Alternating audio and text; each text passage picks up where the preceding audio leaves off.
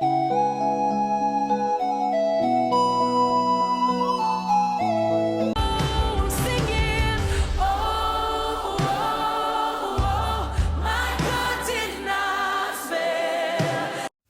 came across this creator's videos, and while many of the comments were lighthearted or joking, they really got me thinking about the importance of access to quality information, not just to make our day-to-day lives as parents, educators, or guardians easier, but to actually create meaningful, positive change for the kids.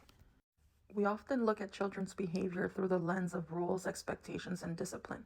But what if we shifted that lens just slightly from what's wrong with this child to what is this child trying to tell me? The goal is to invite teachers and parents and anyone in close proximity with children to reframe how we interpret common behaviors, missteps, or moments of defiance, and see beyond the behavior not as signs of defiance or failure, but as communication. Behind every tantrum, resistance, or quiet withdrawal, there is often a deeper emotional need, unmet skill, or hidden struggle. When we learn to see beneath the surface, we don't just correct behavior, we build trust, resilience, and connection. The goal isn't to excuse behavior, but to understand it in order to respond with clarity, compassion, and greater effectiveness. More like building a roadmap to help avoid taking too many wrong turns and instead maximizing time and resources for peak results. And remember, insight is also a positive result. If we choose to believe that bad or puzzling behavior is really communication in disguise, then we may be able to see how a child's actions might mean something deeper and how shifting our perspective can help us guide or support them better.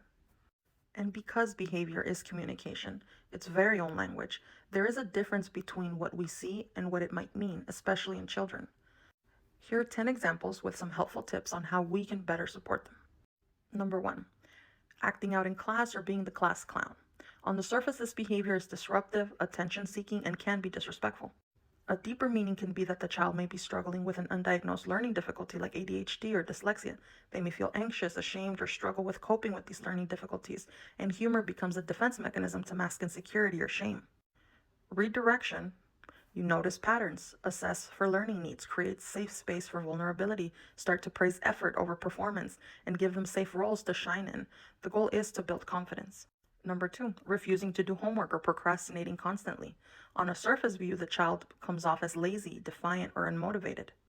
The deeper meaning can be that they may be overwhelmed, anxious about failing, or not understand the material. Procrastination is often a fear response, not a time management issue. Redirection looks like checking for understanding first, using encouragement over pressure, offering supportive, shame-free check-ins. Ask questions like, what feels hard right now, instead of pushing harder. A thoughtful pause before action from the adult is key here. Number 3, overly bossy or controlling with peers.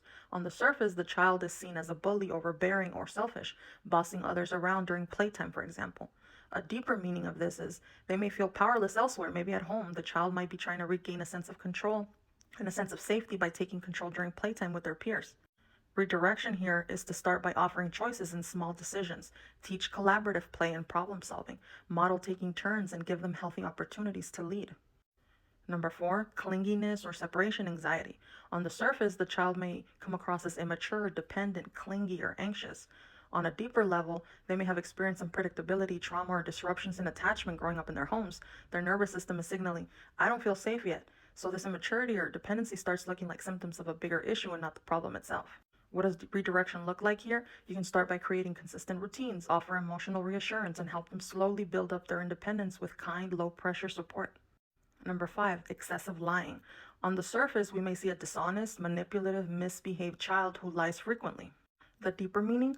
Lying might be a survival strategy. Dishonesty is often rooted in fear, shame, or a desire to preserve connection, and not malicious intent. The child may be trying to avoid punishment or loss of connection. If I tell the truth right now, I'm going to get yelled at, be punished, and my toys will be taken away. This happens when the caregiver does not take the time to explain why the child's actions were wrong and given alternatives to how they should act in certain situations. It's often fear-based, not malicious. A child is experiencing so many firsts in the early years of their lives. You cannot project your idea of right from wrong from an adult perspective onto a child. Redirection looks like encouragement.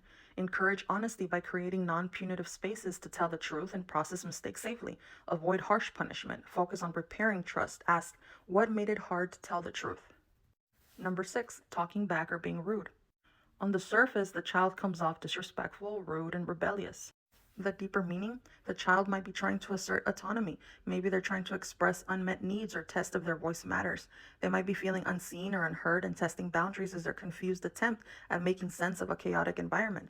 Remember, the more odd or uncalled for the child's behavior is for a given situation, the more insight you get on how abnormal and shaky their foundation may be built on.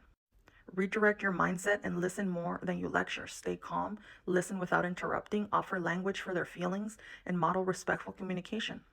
You might be the first to ever do it for them. Help them name their emotions and needs without silencing them. Number 7, withdrawing socially or being shy. On the surface, the child appears antisocial, unfriendly, or perhaps overly sensitive, withdrawn and exhibiting shy behavior. The deeper meaning, it could signal social anxiety or sensory overload. The child may be highly sensitive and overwhelmed by stimuli.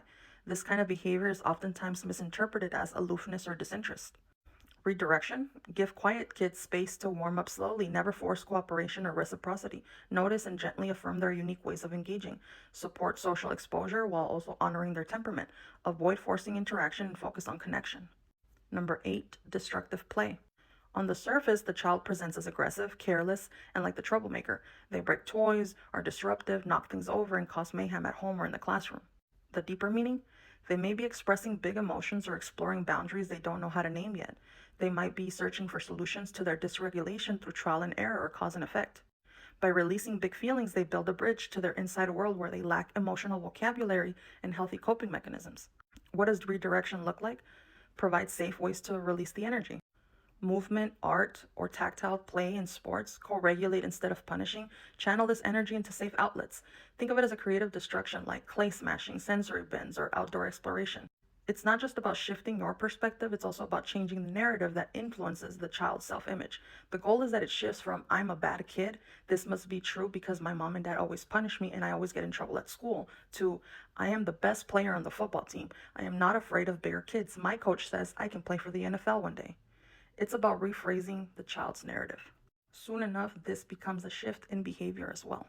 Number 9, excessive screen time or obsessive behaviors with one thing.